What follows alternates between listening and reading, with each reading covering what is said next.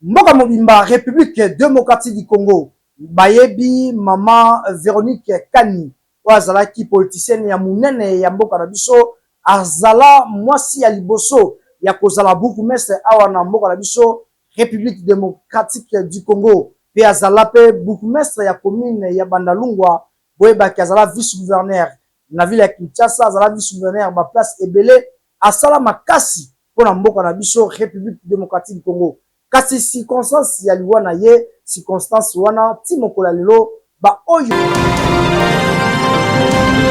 Selon les premiers éléments recueillis, l'ancienne vice-gouverneure de la ville de Kinshasa et ancienne maire de Lubumbashi et de Kisangani a été renversée par un cortège des officiels du Congo central encore en fonction dans cette province qui est en même temps le fief de la victime. Un drame qui a suscité l'émotion et soulevé de nombreuses interrogations, comme le témoigne ici toute la famille à travers Marie-Madeleine Kani Nkouti. Donc elle a été percutée par un véhicule, un gros 4x4.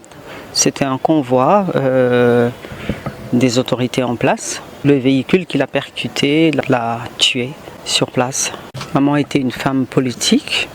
En tout cas, une icône. La famille Kani, qui ne veut se faire plier, appelle à l'ouverture d'une enquête approfondie pour faire toute la lumière sur les circonstances exactes de ce drame et pour que les responsabilités soient établies à travers une procédure judiciaire transparente. Nous espérons que nous allons trouver les personnes qui ont tué maman.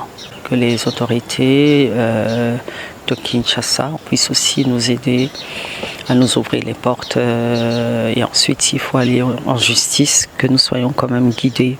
Les circonstances tragiques de la mort de Véronique Kani Anyangui, une femme d'exception dont le parcours a marqué l'histoire administrative et politique de la RDC, mérite donc des explications de la part des officiels du Congo central dont le cortège l'a renversé pour l'irréparable. Kani Anyangui Véronique, tragiquement arrachée du monde des vivants à l'âge de 87 ans, avait connu une ascension particulière pour les femmes de sa génération. Fondatrice et présidente du mouvement de l'émancipation de la femme congolaise, en 1964, elle fut l'une des femmes pionnières du MPR, Mouvement populaire de la Révolution, à sa création en 1967. Et la toute première femme bourgmestre de l'histoire du pays et bourgmestre de Bandalungwa à Kinshasa de 1967 à 1990.